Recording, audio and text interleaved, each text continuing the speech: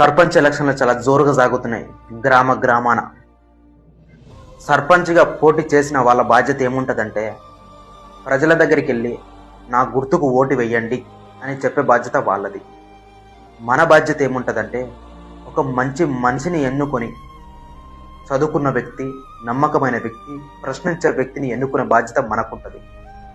వాళ్ళ పని వాళ్ళు కరెక్ట్ చేస్తున్నారు, కానీ మన పనులే ఆగిపోతున్నాయి గెలిచిన తర్వాత.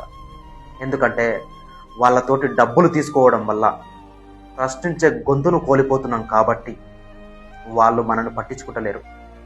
దయచేసి దీనిపైన ఎన్నో వీడియోస్, ఎన్నో సినిమాలు వచ్చినాయి. ఇప్పుడున్న మారుతారనే ఉద్దేశంతో నేను చెప్పడం జరుగుతుంది.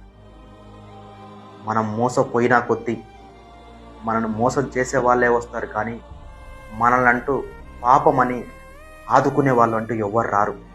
జాగ్రత్త మిత్రమా, సమయం ఆసన్నమైంది.